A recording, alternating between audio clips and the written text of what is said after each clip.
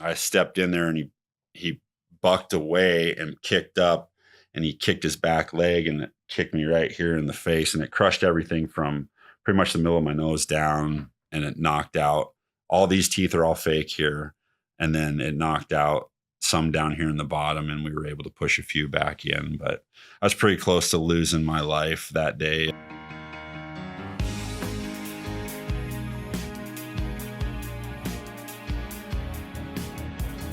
Missoula podcast. Welcome back, Steven. How are you, my man? I'm doing well. Dude, I am pumped. This is an episode like none other. We have never had what we're about to have, and my expectations are really high. I mean, really high. I don't know if that's a good thing or not. Danger Dave. Yeah. Thank you, guys. Appreciate having me.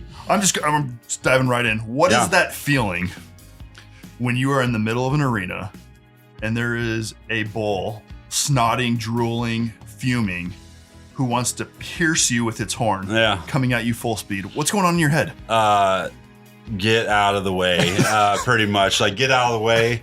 But then it's like, how can I make this entertaining too at the same time? So why do you put yourself in that position? If it's get out of the way, why are you there in the first place? Because I feel comfortable saying get out of the way, and I feel comfortable like being able to, just be in that position, get out of it safely, but you even make a close call out of it and get some oohs and ahs from people in the crowd.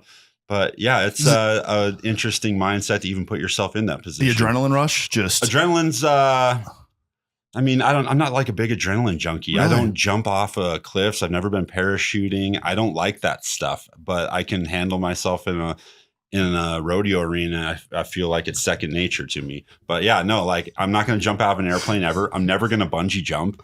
I don't do anything like that. I feel like I take enough risk with my life in the arena that I'm not going to go do any of that other stuff. But not an adrenaline junkie. I just feel comfortable in there, and it's around cattle too. And I can use it. Well, take us back to early in your life. How did you get introduced to, I guess, what you do now? Did you grow up on a ranch? No, I didn't grow up on a ranch. So I grew up out of town, just like a few acres, had a horse, Where's home? Where are you originally from? I'm from Helena, East Helena, Montana is where I was born and raised. Okay. So I grew up there, and just like had a horse on a few acres outside of town, but always kind of was intrigued by the sport of bull riding. Bull riding was like it just drew me to it. I wasn't really worried about any other parts of the rodeo. Bull riding is what I just craved it and loved it, watching it. But I mainly liked watching the bullfighters. So the guys that really are out there protecting the bull riders, distracting bulls, bringing them around. When you get to know that profession and see these guys work, it's just an artwork when you see some of these guys move around bulls. My job, what I do now, is completely entertainment, and I don't do the safety realm of it for the most part. I'm in the barrel, and yes, I do come into play sometimes with what I do safety-wise out there, but for the main part, I'm not the guy going out there and grabbing the bull, slapping him, bringing him around, say, hey, come get me. That's where I started out, was fighting bulls. So it kind of morphed into that's where I started out. And then I morphed into being this clown and entertaining and using my bullfighting skills to sell it out there. As a kid, was the dream to be a bull rider, bullfighter? Bullfighter, mainly bullfighter. So that's what I emulated. Why? I knew I was too big, so I'm 6'5". I was going to say, big guy. I played sports my whole life. Okay. And that's what I thought I was going to do, was play sports, hopefully one day it's a profession. I always wanted to play in the NFL. But if I wasn't going to make it to the NFL, I'm going to try something else. I felt like I had enough athleticism and my body was in fairly good enough shape to try that.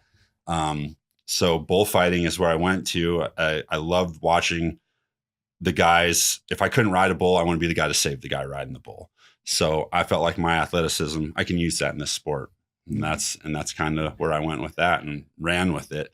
Then it morphed, like I say, into being an entertainer.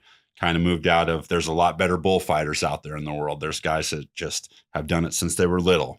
Me, I started doing it when I graduated college after I got done playing football. It's not a life in the sport. So there's guys around it. I felt comfortable around livestock, but I wasn't always the best at it. But I found out my niche was comedy, using that. Sometimes my bullfighting is comedy as well. and sometimes getting run over for the fun of the crowd. What was life like growing up East Helena? What'd your parents do for work?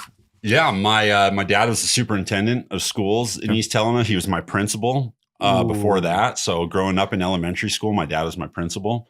So I was very disciplined. Yeah, you had no other option. Yeah, no other option. My mom was a nurse. She worked for the Montana Medical Association and did that all through Helena. And then I have a brother, and he's now a nurse practitioner over in Laurel, but he was a big sports guy.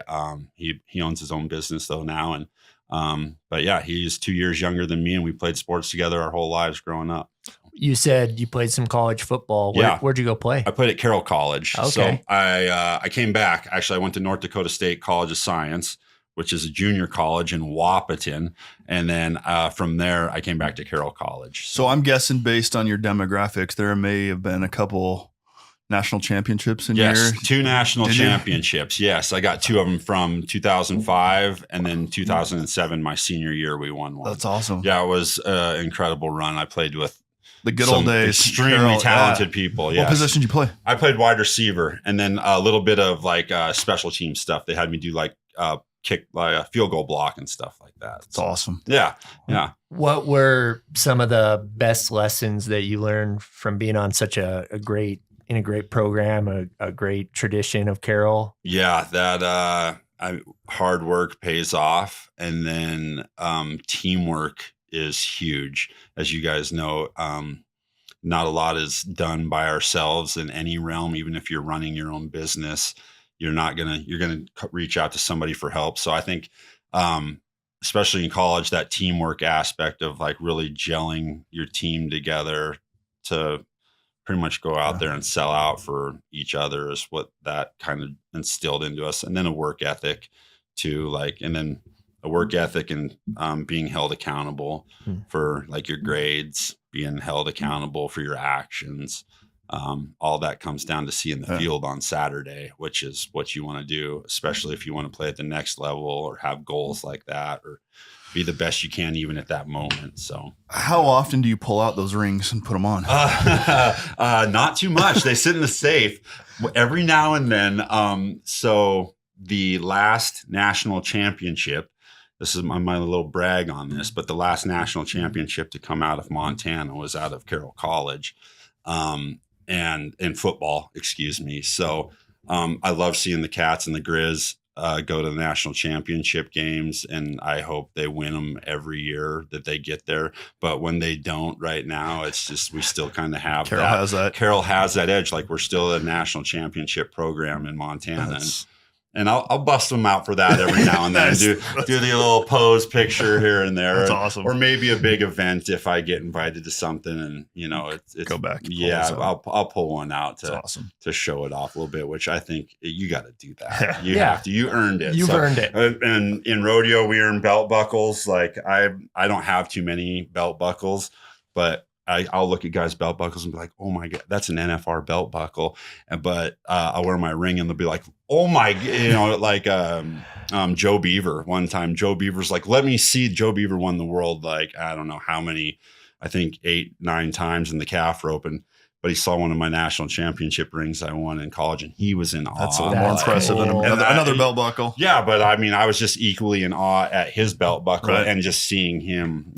Joe Beaver's just awesome. one of the greatest guys you always looked up to in the sport. If you were looking up to good ones. So. What'd you go to school for? I went for business. So started out in education. I thought I was going to be a teacher. That quickly went down. My dad was, in education, so I thought I'd give it a shot. I thought I'd do well, but I didn't have what was cut. Teachers, I give them so much credit. I did not have what it was made to be a teacher. So much patience and things I got to deal with, left, right, curveballs. It's just what they get. So I give big props to teachers all over the place. But yeah, I went for business and graduated with 2 degrees. Got my first degree at North Dakota State College of Science, and then when I transferred to Carroll, I was on scholarship there and finished with a business management degree. Where did life take you after that? Did it take you straight to the rodeo, or did you? Yeah, pretty much. Actually, I started rodeoing my senior year in college. I did a little bit because I kind of saw where things were going. And I knew that my career in football was going to be over after my senior year at Carroll. So I started looking to the future.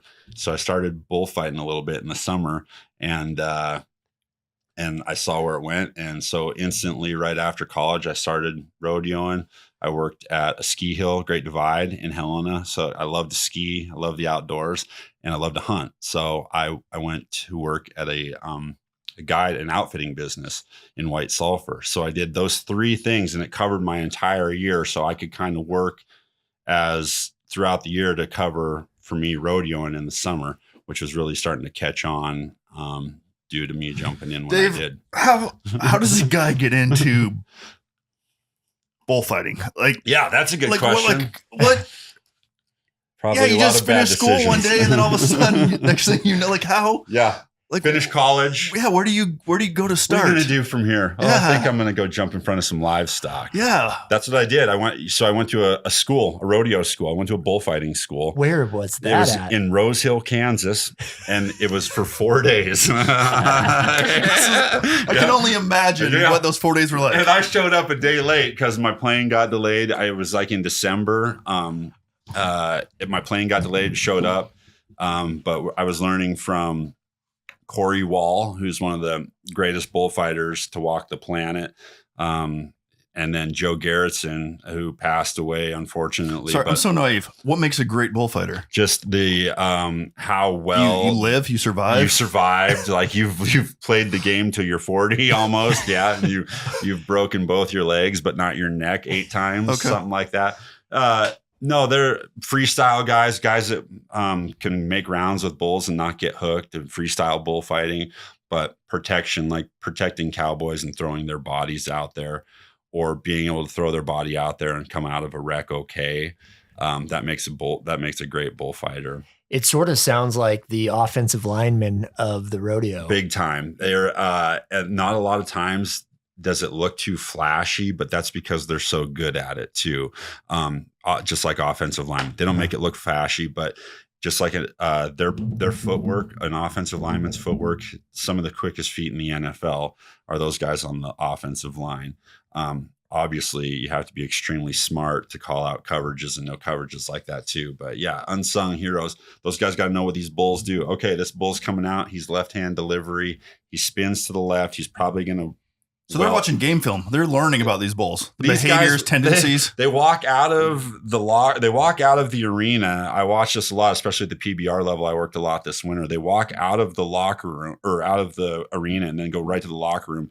And there's already a bull riding or a rodeo on camera. We've got it on one of their phones. Somebody's watching bull riding, or the wrecks or the rides that happened previous. We're already watching film on what happened.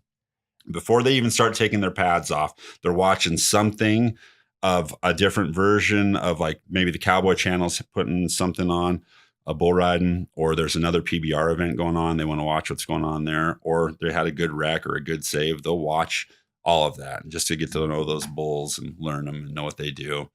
Guys too, they need to know the riders, how they like to ride, if they get hung up easily.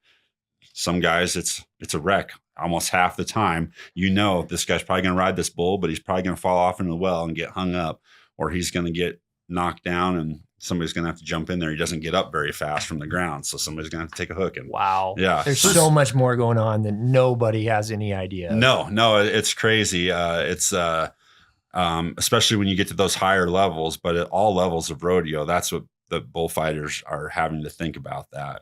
So 4 days in Kansas.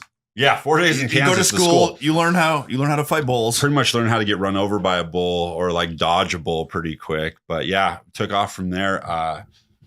Learned how to do it. Then you go out and say, hey, I went to this rodeo school. You guys looking for a bullfighter? And you start calling. This is what I did. I started calling stock contractors, or I knew guys that were in rodeo. So I'm like, hey, you guys need a bullfighter? I went to this rodeo school. I got top student award. And I did. I got the top student award at it.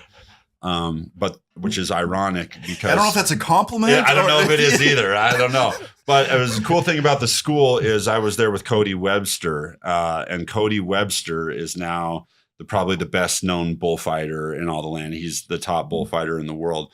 But him and I were both students at the same school, and now we're both working some of the top PBR events in the world together. So it's pretty cool how that all came together. We met there and then we went apart for so long. And now this winter we came back like at a really high level there. And it's pretty cool to see that. But yeah, you go out from your school, see if you can go book some rodeos. If you do all right, you keep getting more, people want to hire you, and it keeps going from there. And I don't know much about this world, obviously, but I'm thinking like financially, this, like going into a career, probably you weren't thinking you were going to make a ton of money in this, were you? I didn't know. I didn't know what the possibilities were. Like I always saw the endorsement possibilities. With the PBR getting bigger and Flint Rasmussen, he's from Montana. Yep. Everybody knows who Flint Rasmussen is, even in Montana, but just like around the world in rodeo for sure. And he kind of showed, with his endorsements that it was possible to get pretty good money in this, especially at that position. The cowboys and everything, that's kind of always been there. If you're a good enough cowboy, you can make some dang good money rodeo, and especially at the professional level. But unless you're doing it at the professional level, it's very hard to do. And unless you're doing it year round or as a job or a second job, then you're not going to make any money at it. And you got to treat it like a profession like that to make any money at it. Dave, tell me about the transition from bullfighter to rodeo clown. Yeah. Where did your career change trajectories? Probably when I got kicked in the face. So I was at a training facility in Drummond. We'd buck bulls there every Sunday, and I'd go down and fight bulls, try to get better, try to be a better bullfighter for these guys that were trying to practice and be better bull riders. And I stepped in a bad place one day, and it was a PBR World Finals bull. So he was powerful and strong, and he knew where I was, and he bucked the kid off, and I stepped in there, and he bucked away and kicked up, and he kicked his back leg, and it kicked me right here in the face, and it crushed everything from pretty much the middle of my nose down, and it knocked out all these teeth are all fake here, and then it knocked out some down here in the bottom, and we were able to push a few back in. But I was pretty close to losing my life that day, and that's kind of what you get when you play this sport and you're asking for it. If you don't learn from your mistakes, you're gonna. I don't know if you did learn. I learned. You're still there. But I learned from my mistake. Okay. Like I learned, like, hey, don't stand in that place ever again, or else that's gonna happen. So, sometimes you can't learn everything at your 4-day school. They can't teach you everything there. So, yeah. So you get kicked in the face. What was the recovery like for that? It was years. It'd been through years of like transplants, surgeries, like facial reconstructions. Had some great doctors help me. My parents, thank God they were there. They helped me through all of it. So it was good that it happened when it did with me, and the timing. We're at an age where I was able to come back and my body could still bounce back from it. But yeah, it cured me kind of from wanting to fight bulls too much anymore. And I think that's where I saw the transition. Yeah. And then I knew that I was getting word. I've always been like a funny, upbeat guy, like football in the locker room. High tense moments at practice, you need to even that stuff out big time when it comes to the locker room. You have to get guys back on a basis of not being at such a level of high intensity. So you got to bring the mode back down, get some people laughing. And I was always good at that. And so I saw there was a shortage of rodeo clowns, and I just kind of ran with it. And I thought there was a great way for me to use my bullfighting skills as a comedy act. So I bought a couple miniature bulls, miniature cattle, and I had one that was extremely mean, and he would chase me literally all over the country. But I would do an act where I would literally get hooked by him, which is he would just flip me in the air all the time. But it was a comedy act, and I used my bullfighting skill to sell it, and people really liked that. And it started from there, and we almost got PRCA Comedy Act of the Year one year with it, and just kept rolling. So you do all your own stunts. I do all my own stunts. Yeah, my own stunt man, my own stump double. There's no timeout, bring another guy wild. In. Yeah, but yeah, that was the transition. I tried to transition, like bringing the cool aspect of bullfighting into the silliness of rodeo clowning and whatnot. Okay, let's hit pause right there. Let's go to our rapid fire question, Stephen. Then I want to come back and talk about rodeo clowns. Just fascinates me. Yeah. All right, Dave, what was your first initial memory of Missoula, Montana? First initial memory of Missoula, Montana would probably be, it's got to be Grizz Camp. Probably coming over here every summer and being in Washington Grizzly Stadium. I was a huge Grizz fan growing up. Dave Dickinson is my all-time favorite, and Tim Houck. It never gets any better than that. And I got to watch them play. My grandfather used to bring me to games here all the time. My grandfather bringing me to football games here. Probably one of the greatest memories of my life, and that football camp, just being around that area. It's interesting. We've had a few guests from the Helena area that grew up there and now live in Missoula. Yeah. And they have all said their memories are pulling to Missoula and seeing Washington Grizz and going to Grizz games with parents and grandparents. It's something that Helena doesn't have. And Missoula's got a little bigger city feel to it. But what you do have is a national championship in the last 20 years. But yeah, we do have that. I'm not driving that in at all. But no, that was great. And I still get chills when I go to that campus and just awesome. Yeah, it's cool. I had a lot of great friends go there. So I really love that school. And, favorite coffee shop in Missoula? I've never had a cup of coffee before.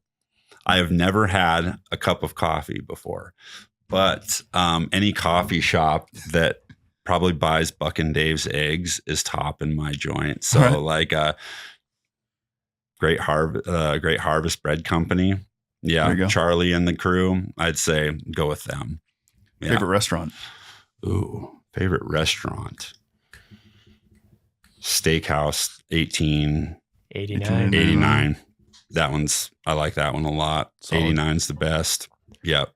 What zip code do you live in? 59828. I had to think about that. Corvallis, Montana, man. Nice. So yeah, only 45 minutes south of here. Yeah. What do you love the most about Missoula?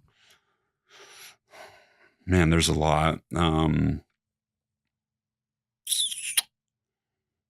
What do I love the most about Missoula? Probably the diehard Grizz fans, just the diehard sports fans here. Like I like that this is a hub for sports. I'm a huge supporter of athletics and whatnot. So I'd say the sports hub, that the athletic facilities that they've worked on here for all ages. I think that's huge for Montana, and Missoula does a phenomenal job of keeping up their premises and making it look good.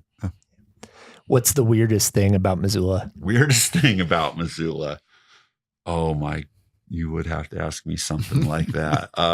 Weirdest thing about Missoula? It's not weird, but I think it's great. But some people might think it's weird as the dudes surfing in the river. I think it's awesome, but not a lot of people, when you're rolling through Montana, do you see people surfing, but you do in Missoula, Montana. And I love that. Dave, is there a particular book you've read that's made a significant impact on your life? Yeah. Empire. I got a couple actually. Empire of the Summer Moon. That's been a great one. It's about the Comanches and how their last stand went. But then I also have a couple other ones. It's called Boundaries. And I read it with my wife. And then there's a couple other ones, but yeah, I work on stuff with, read stuff on to help with my relationship with my wife, my family. Try to learn to be a better human in any regard that I can, because I've messed up a lot in the past. So any way I can improve it. Awesome. Yeah. Yeah.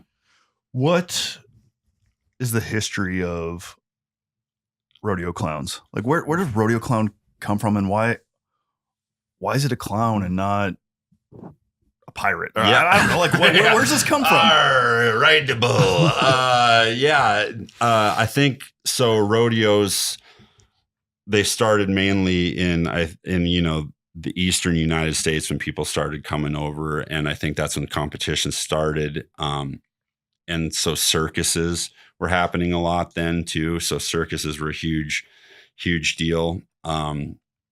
And I think probably somebody, or they were putting on rodeos somewhere, somebody was obviously a funny person, but they invited them in to do a little skit or something while they were trying to wrangle horses in the back.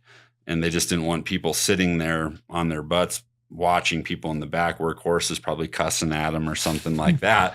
So they had somebody come out and distract. And I think that's where the clown came from, is based out of distraction need. Let's not focus on what's going on over here. It might be a little something we don't want to keep away. Put him over here and put this guy bright, flashy colors, makeup. What's he doing? Not talking, but he's acting things out. So you really got to watch him. So it really draws people into what you're doing. And I think that's a huge part of being a rodeo clown, is using a theatrical based approach to it. Far away from people, you got to use big movements, big colors, bright things. And I think that's one thing you see in the history of rodeo clowns they've done. It's always bright colors. What's with the jeans? The baggy jeans. Yeah. I think that's just a comedy thing, really. That's what I use them for. Wrangler's been great to me. They sponsor me. So I have a big old Wrangler patch on my rear. But I get out there and I shake my booty all the time. It shows like I'm a big advocate for dancing, getting up and shaking it. But you play a pretty mean air guitar. Yeah, I do like the air guitar. Get the hair flailing a little bit. I've been growing it out just for that headbanging. But I think that's what it's just. They look funny. And it's funny too, because I'm a taller guy. I'm one of the taller rodeo clowns going down the road, but there's a lot of shorter guys, and they're like always rolling their baggies up, and mine are high waters, like all the time. They're high waters. So it adds that little bit of humor in an aspect, and they're fun too. I go out there and I jump around. They bounce up and down. You can hide things in them. It's just like a cool prop. So what's with the barrel? The barrel, that's the serious part of my job. Okay. The protection part of my job. Usually if they have a bad bull or something, or they want me to walk it in, and if a guy's got an injury, maybe he's got a busted leg, but he's still riding bulls because he's cast up, or he's got a cast on something, but he's trying to make the NFR. So he's going to get on this bull. You bring that barrel in and you set it where the bullfighters want, and you just get ready. You act as the third or fourth bullfighter, and you don't move though. Like you can pick it up and move it, but once you get it set in the spot, you're not juking a bull with a barrel around your waist and holding it. You just set it down and get ready to take a beating. And hopefully the bull follows you in the barrel and he just rolls you across the arena, leaves the rider over there. But there's padding inside it, padding outside of it to protect the bull and myself. But that's the job. So before a rodeo, sounds like you probably have meetings. You're talking through the night. You're talking through this bull. Hey, we're going to need you in the barrel with this rider. Yeah, I have little meetings. There's always a production meeting. So we're always doing like a production meeting in rodeos and whatnot, get everything straight through the show. But yeah, when you go back to the locker room or back to the truck where you're getting dressed with the other guys, there's always, all right, whose bulls you got? Chad's bulls, Robinson's bulls. You just go through the list of who you've got there and what's going to be hooky. And okay, who do we got riding tonight that's not feeling great, or who's on a roll? You kind of always go through like, oh, who's your matchup? So you have that locker room talk, as we like to call it. And then you get to learn those bulls a little better and know, okay, I'm going to be on the shark cage on this bull. And if you guys need anything, I'm going to throw my hat. And that's about all you're going to get from me on this one, because I'm not getting in there with him. But sometimes if a guy goes down and those guys got to go out and chase a bull, I have to jump in there and do my duty and protect, because I have those skills, I feel like. So it's a teamwork based deal. Dave, what was it like the first time you put on the makeup and the big jeans? Do you do your own makeup? Yeah, do my own makeup. Sometimes I let my daughter do it. Oh, yeah, awesome. and my oldest daughter. Sometimes she begs me. So yeah. What was your first experience like? Run us through what you were feeling, the emotions, the fear. I probably didn't know what I was going to do. I'm like, what am I going to put on my face? I don't have it. I don't want to copy anybody else. That's another thing. Rodeo clowns, you try not to copy anybody's make it. You might emulate some of your heroes and whatnot, but you don't copy other guys' stuff. It's like your own craft, and you want to be your own character out there, your own person out there. So I really had to think about it for a while, and I started out being a bullfighter. So I was like, all right, I got to incorporate bulls, and my pride for my country and everything. I'm a big time American, so red, white, and blue is obviously getting incorporated. Funny rodeo clown. Okay, want to be a clown? Honk, honk. Start with the red nose. We'll start with the red nose. And then I wanted the bull. I wanted to be something with bull horns, but I also was an athlete with football. So I started with the eye black. Nice. So I always start, I'm like, all right, where do I go from there? Okay. So then I came down and brought the bull horns, and I had bull horns that came here. And then I filled that in with blue, and I was like, all right, I got to do something to show when you're far away from people, to show that your mouth is open. So I covered my mouth perimeter with white. This is just like a white circle right here. So if I see something and don't want to say something, but the crowd thinks that I'm like, I want to open my mouth and have them see that I'm in awe, or like that I can't believe what just was said or something like that. They can see that from a long ways away because they see that big black circle in the middle of my white spot there, and it incorporated. How long does it take you to do your makeup? 20 minutes. You got it down. 20 minutes, and I've downgraded it a little bit, kind of taken some criticism, some corrective criticism, and taken it and made it fine-tuned a little bit, kept it the same, but tightened it up a little bit, made it a little more like finer lines, make it just look good. So 2 questions just thought of for you. One, your banter in the arena with the announcer. Yeah. How much of that is improv versus pre-scripted? It's all improv with me. A lot of other guys, some other guys, I don't know, some other guys, it's scripted. A lot of it, they do the same thing a lot.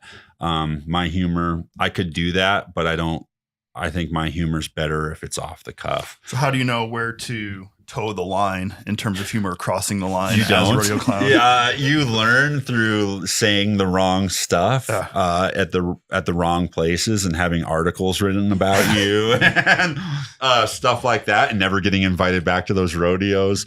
But no, you kind of know it's a family show. There's kids there, so you're not going to go crazy, but there's parents there, and the kids, half the time are not listening. They're doing something, eating their popcorn. They're waiting for an animal to come out. So half the time they're not listening all intently. So you can throw some curveballs that parents catch, and they love that. If they don't have to explain anything to their children, and you can throw stuff by them, or it's easily explainable, they love that. So you got to know where to toe that line. Okay, so how about this one? You mentioned your wife and daughters? Yeah, daughters. Yep, 2. How do they handle you going into the arena?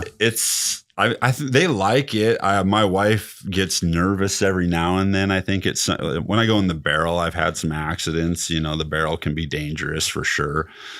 So she doesn't like me going in the barrel, but sometimes I got to go in there. Like if they need me in the barrel, I got to be in there.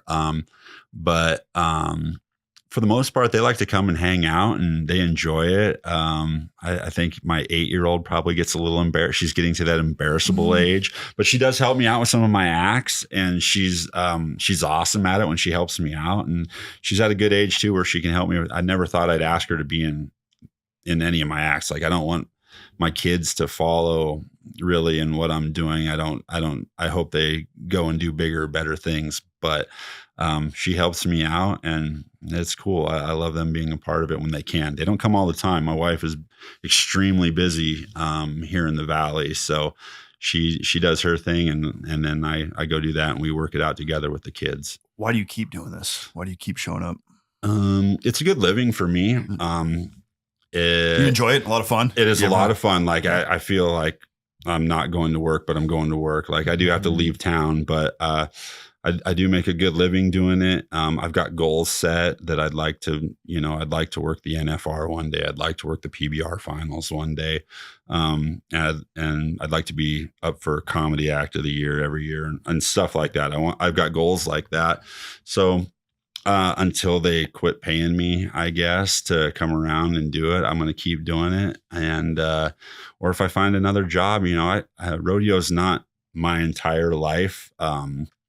I've got lots of interests outside. That was my next question is, what's life look like for you? Yeah. I got to retire from this. Yeah. One day I got to retire from this, but yeah, when I'm home, I like to hunt, I like to fish. And then I do agriculture on the side. So we have a small cattle operation we do. And then we raise, eggs. We do chickens. We have about 4,000 chickens on our operation. Wow. We do egg production all across the valley. So there's other things I like to do, and rodeo. It's a good business to be in. Yeah, eggs is real good to be in right now. Yeah, but so we do that. I have a business partner, Buck Lunick, and him and I have been doing that for 5 years. And he's a he retired bareback rider, actually, and he's does stunts in all the movies. Any modern Western that we've seen here lately, he's pretty much been a stunt guy in it or a rider for it and whatnot. So we just try to do what we can and pump some eggs out to the community and do that on the side when we're not doing everything else. I'm not asking a specific question, but I guess the broader question is, I'm sure you have some amazing stories. Oh yeah. What? Yeah. Give us a couple stories. What have you experienced? What have you seen in the arena? I mean, I've had great stories. I've had terrible stories. I've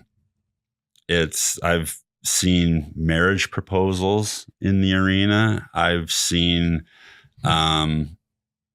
babies born in the stands. I've seen life lost. It's an amazing circle.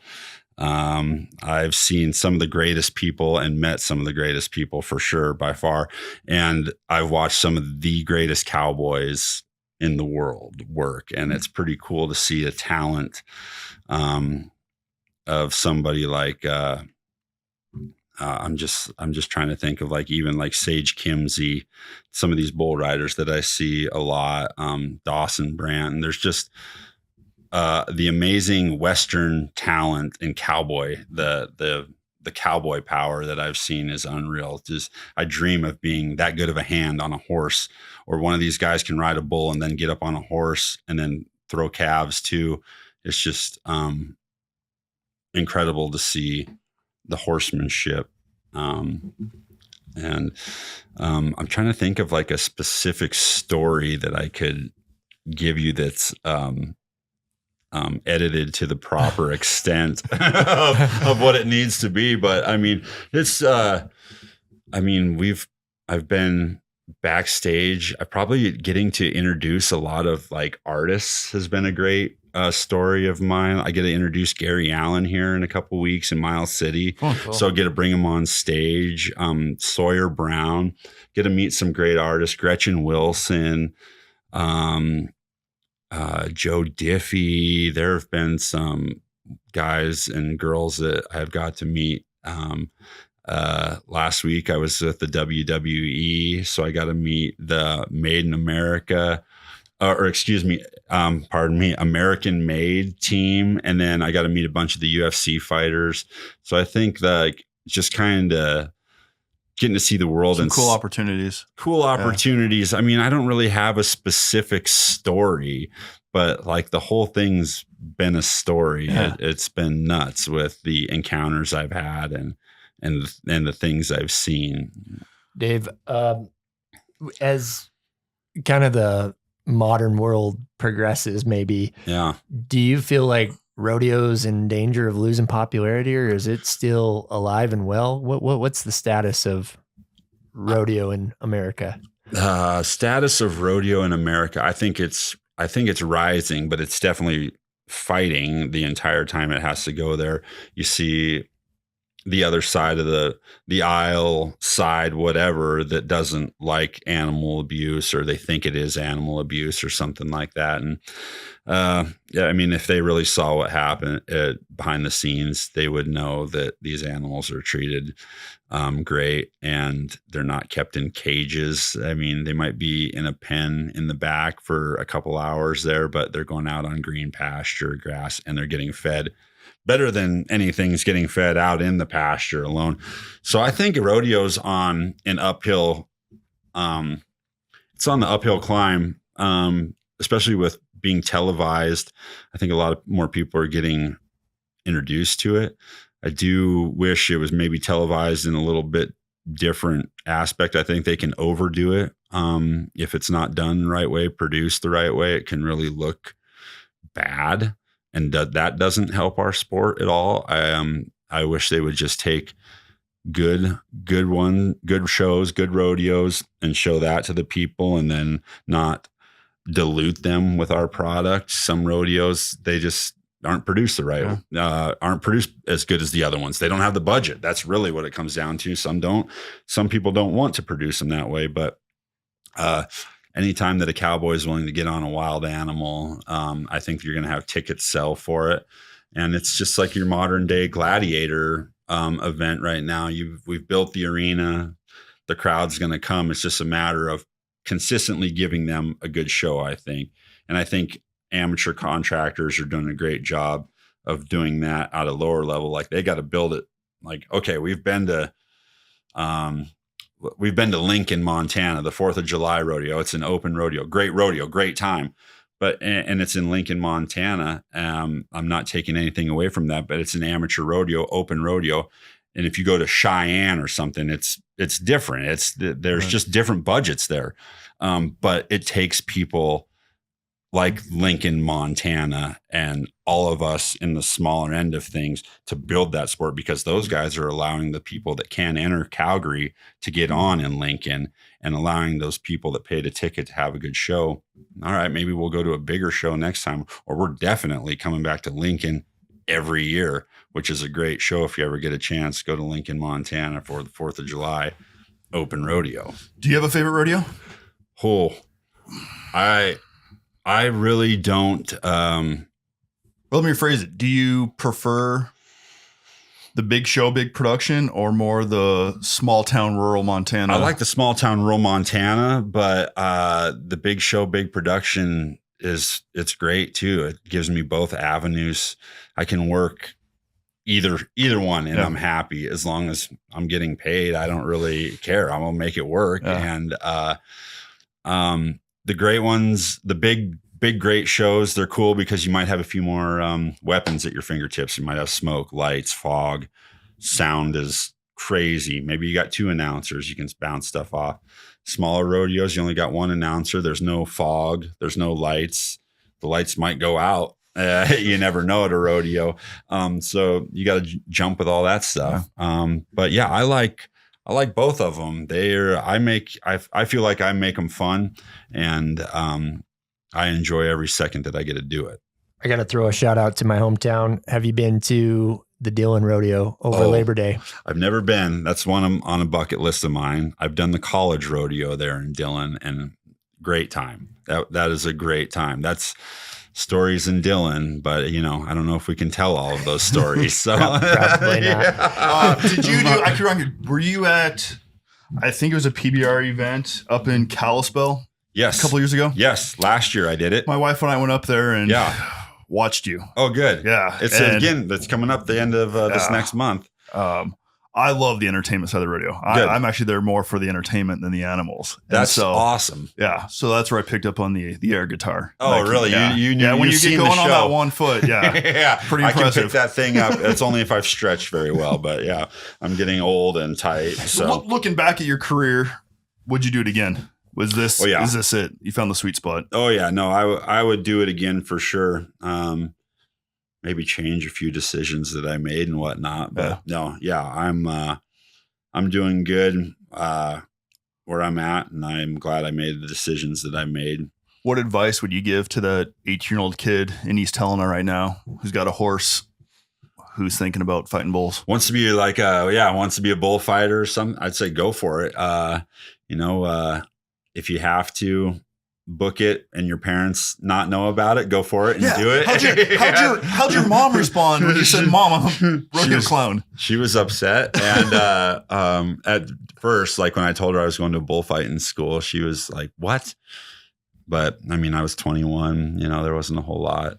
When did that transition take place from your mom being like, "Dave, what are you doing to? I'm so proud of you"? It happened a while ago, but she definitely, when she saw that I was taking it seriously and that I was actually good at it, decent at it. I'm going to say I'm decent at it. She saw that I was decent at it. And then especially since I started making a living doing it, she's been there at anyone she can come to. She'll drive out in the middle of Arizona to come watch me at a show, and or she'll fly to Montana, or even she'll fly across the country to come watch me at one of the bigger ones. So I get a lot of support from her still. That's awesome. Yeah, no, it's good. Last question from me, Dave. Yeah. How many miles a year you putting on? Yeah, I just did my taxes. So I think for just rodeo, I want to say I did like 45,000. And that's with pulling a truck and a trailer. I have a trailer with has all my acts. I have a longhorn riding steer that comes with me to most of my rodeos, not to the PBRs, but most of my rodeos I'm hauling him, and a living quarter camper. So I live on the road when I'm doing a longhorn riding steer. Yeah, I ride him. He's a 3-year-old. We've been working with him for a couple years, but he's a new act of mine.